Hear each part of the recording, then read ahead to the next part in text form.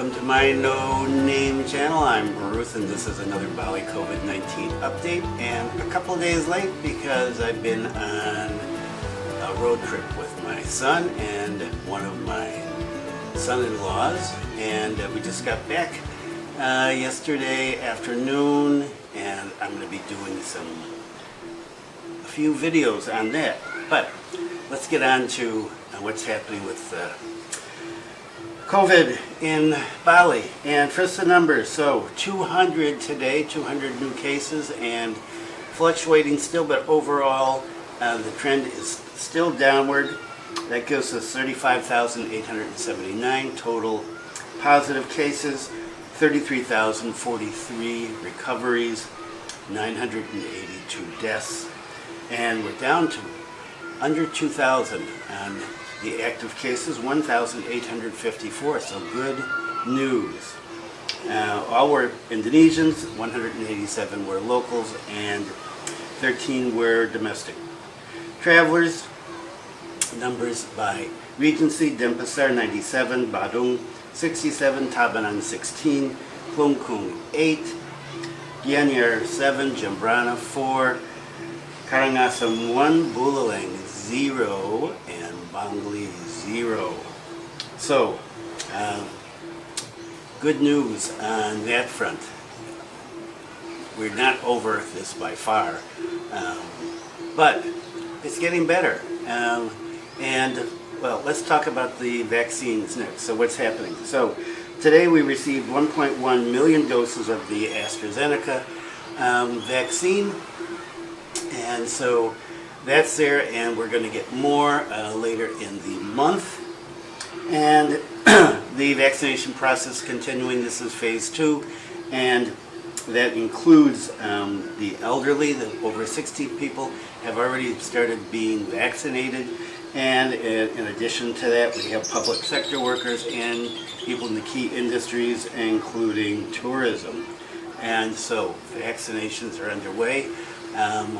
Are we going to get everybody vaccinated by August or September? I don't know. We'll have to see. But some pretty good news. So I'll talk about what that means later. And so next, COVID protocol violations. Okay, so everybody's getting tired, and some of the protocols, right? People don't like them. They've complained about them, and one in particular, you have to wear a mask when you're in the car, even if you're by yourself or with a family member. But hey, it's being enforced, and so you got to do it. You got to stick with it. And so on this trip, we were gone for 2.5 days, or 2 days, really. We wore a mask when we were in the car, you know, and that's just the way it goes. I didn't like it, but hey, those are the rules. And so, story about this. This is the lovebird story, and the 2 lovebirds, as they were called in the local press, were caught by officers on Jalan Sesetan in Denpasar for violating the protocols. They were wearing their mask in their car incorrectly down under their mouths, and the man was punished by having to do push-ups. He wasn't fined, he was told to do push-ups, and they told his female partner that she could do something else, most likely sweeping streets, but she said, no, I want the same thing as my boyfriend or husband, I'm not sure what it was, and so she did the push-ups, and so here's the photos, and good for her. True love. I love these true love stories. Okay, so yeah, they are being stopped. Now on our 2-day trip around the island, we went down to Ubud. We drove up to Kintamani from Singaraja, then down to Ubud. Then from Ubud we went to Paranbai. In Paranbai we went to Chanidasa to Ahmed to Lamben, and then back home up the East Coast Road. And there were people around. We saw policemen around, but didn't seem anybody was being checked really. The number of people wearing masks varied greatly depending on where you were. In the little villages that we went through, wow, almost nobody was wearing a mask. When we were in Parangbai, some people wore a mask and some people didn't. And well, I saw some people ride their bicycles by, some Indonesians ride their bicycles by a police station. None of the cops did anything. Ran into foreigners. Did they have masks? No, not one foreigner that I saw had a mask. Well, one foreigner did. The owner of a restaurant we went to had a mask. But that was it. And then when we were in Ahmed, mask wearing, yeah, some people were wearing masks, some people weren't. The hotel we stayed at, everybody was masked up. Well, pretty much. Everybody that dealt with us was masked up. There were a couple of foreigners, well, a group of 4 foreigners that came in. I don't know if they were wearing masks when they were out. They weren't in the hotel. And we did and didn't in the hotel. We had masks on for a while, and then there was nobody there except the 3 of us. And so we stopped wearing the mask. And out in the streets, yes, some people were wearing them, some weren't. I ran into about half a dozen foreigners. 2 were wearing masks. So it varies. And so that's one protocol. The next protocol one is foreigners caught with fake documents. Okay, so there's 3 stories in this section. And so 2 foreigners were arrested by the Karangasem Police Criminal Unit because they were carrying false PCR certificates. They were getting off a ship at Parangbai from Lombok. Both claimed to have received the certificate from someone they met at a food stall in Lombok. And the case is still underway. The last time I saw the story, and that was right before one of my trip. So they're using fake documents. And so, man, who were they? I don't know. But here's a photo.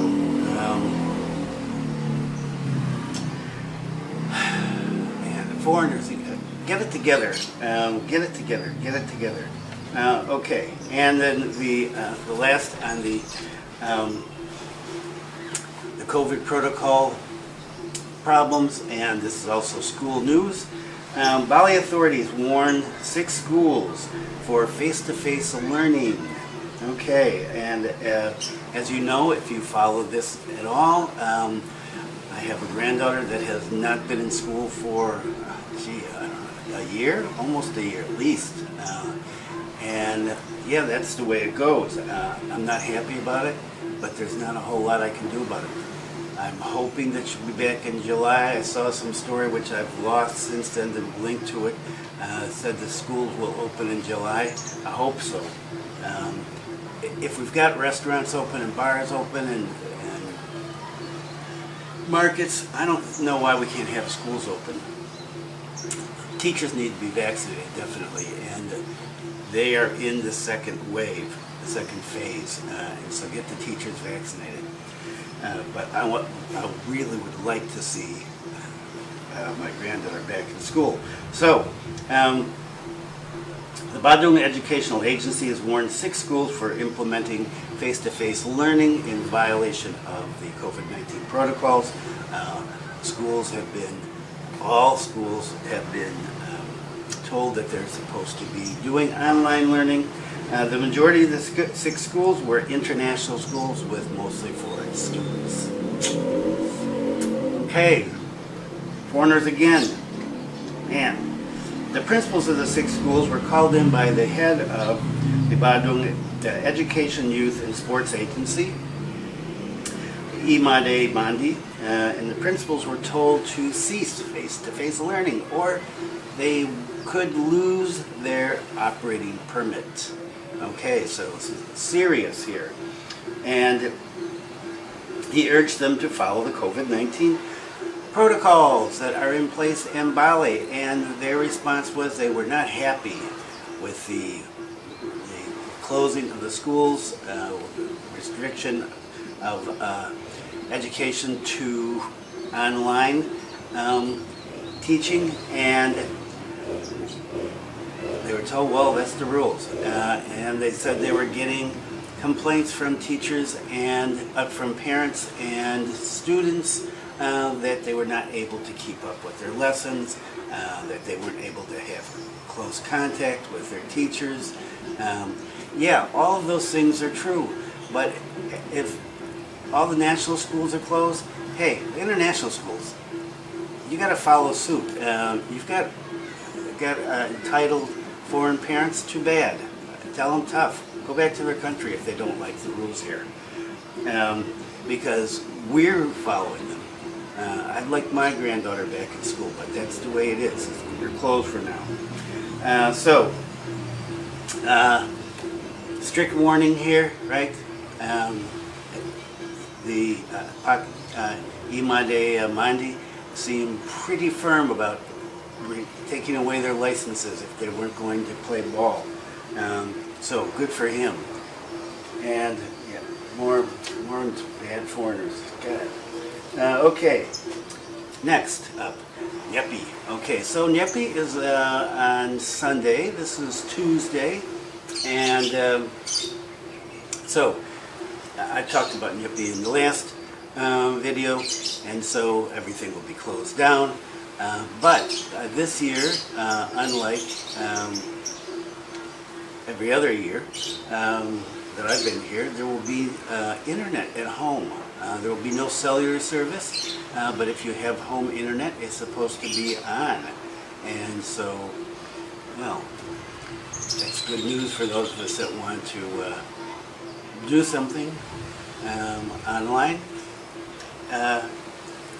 How's that going to work? I don't know. Right now, that's what it looks like. That's what they're saying, that we're going to have internet. And so, good. And no ogo, like I said before. And so we'll see how that goes. So Nyepi is Sunday. Remember to follow the rules.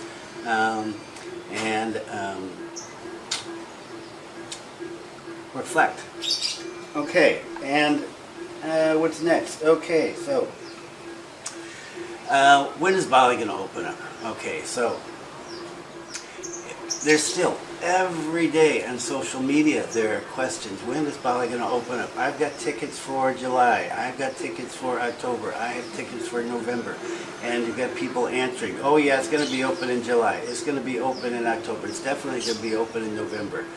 If you believe those people, I have a villa that I will sell you for $10,000 in cash. Just send me the money.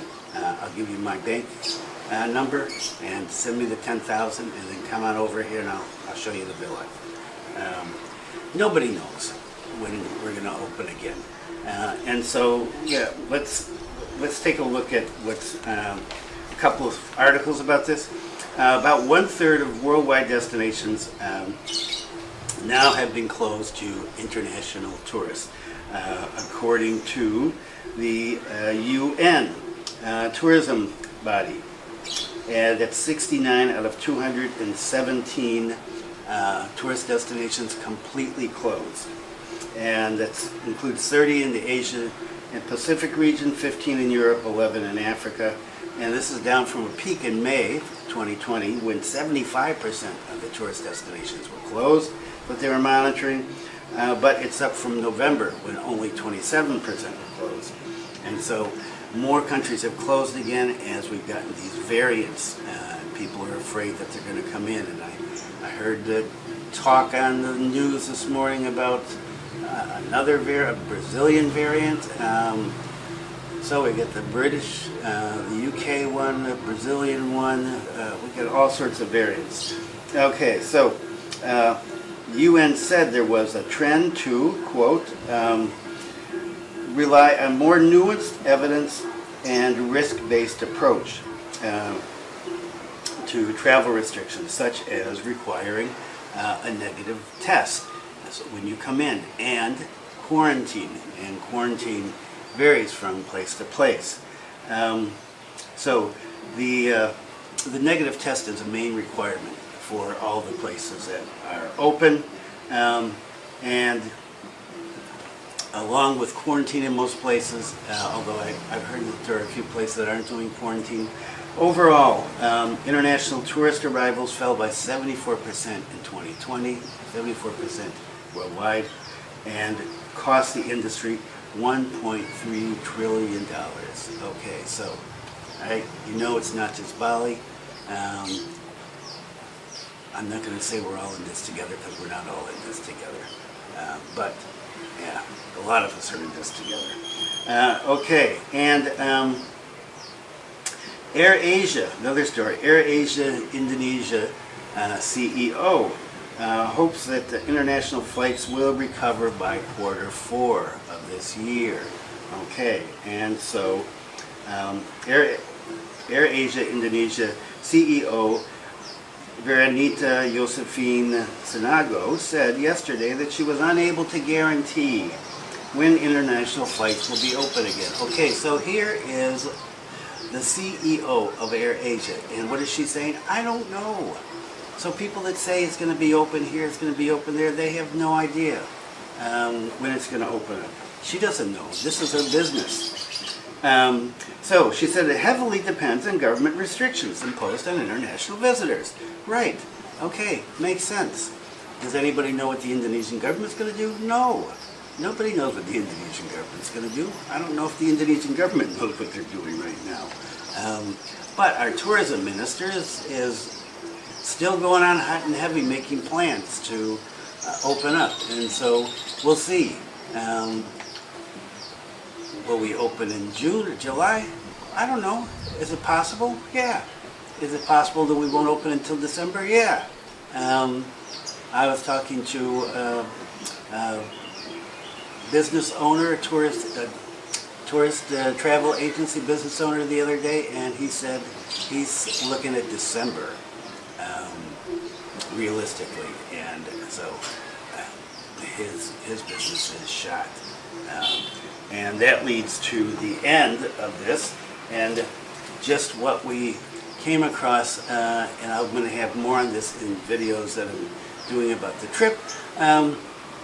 So we started out in Ubud. It was pouring rain. We stopped at a restaurant. We had some lunch. It was pouring in Ubud, and it was depressing, and I said, let's go. I don't want to stay in Ubud. I hate Ubud when it's raining. And so I said, let's go to Padang Bai. And so we went to Padang Bai. And the weather was good. Nice weather in Padang Bai. We went to this little inn where I used to stay at. And it was open, kind of. They rented us rooms. But the restaurant was closed. The bar was closed. And I said, so we can just go out and eat then tonight. Somewhere on the street here, because a lot of restaurants down in Padang Bai, some good ones. Almost all the restaurants are closed, she said. And I said, well, she said there may be 1 or 2 open down the road. And so we went down the road and we found one open. That was it. Everything was closed up. It was like a ghost town. It was really, really sad.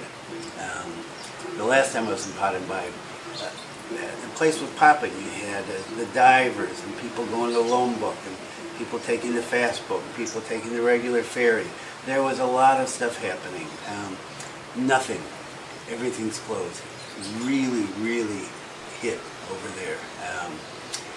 So we stayed the night anyway because I reserved ahead as we were on our way driving there. So we stayed. We went to this, and I see if I can find out the name of the restaurant. The food was good. It's one of these diving hotels, but you know, they had 4 guests, and they looked like local foreigners, people living there, because they knew the boss, who was a foreigner as well. Okay, and so then we went to Chandidasa. We did a real slow drive down Main main dragon, Chanidasa, and zero. We saw zero foreigners, not any guys hanging around offering transport or hotel rooms or homestays or anything. Everything was closed. It was really depressing. Man, these people are really hurting over there on the East Coast. We went up to Ahmed, and Ahmed was a little different. We stayed in a really nice hotel. I'm going to do a video on that. Really nice hotel. Kind of new, I don't know, I guess it's been open since last September. Had a rooftop bar, which was open. The restaurant was open. And everybody was following protocol. We came in, people had masks on, and that was nice. I saw some foreigners around, about half a dozen, but we were only in one little section. I didn't realize how big Ahmed is. Boy, it really stretches out. And so, yeah, that was a little better. And we went out at night and walked around, and we saw, I don't know, I guess 3 or 4 restaurants open. Maybe more if we walked more. We didn't walk that far from the hotel. So that was a little better. And we went up to Talamben, and Talamben was, nothing was going on in Talamben either. And that's another big dive area. So this is really hurting. Really hurting. I just got this visual smack in the face about just how bad it is for the people on the East Coast. Now you take a look at the videos and people that are in Canggu, the Canggu crazies, they're all over. There are people everywhere there. Fortunately, I heard that the government's going to build a wall around Canggu so they can't get out. That's a joke. So yeah, it's not good. When's it going to open? I don't know. I hope soon for the people that are dependent on the tourism industry, but again, you know, Bali has to diversify their economy. There's no telling what's coming up in the future, and it's just not sustainable. But, you know, the good news is if you go to the traditional areas, things are still buzzing. Singaraja is still going. The traditional markets that we passed, people are there. They were crowded, people buying food and things. So, you know, people are getting by, but yeah, a lot of people are desperate here. So if you do come to Bali, if you are here and you're a foreigner, you know, quit trying to do these, you know, bargain people down. If they give you a price, pay it. And if you are here, follow the rules so that we can get this thing over with, get the schools going, and get people back, and get the economy humming again. And so that's it. End of my usual rant. And my voice is going. Thanks for viewing. Stay safe. Be kind to someone today. See you next time.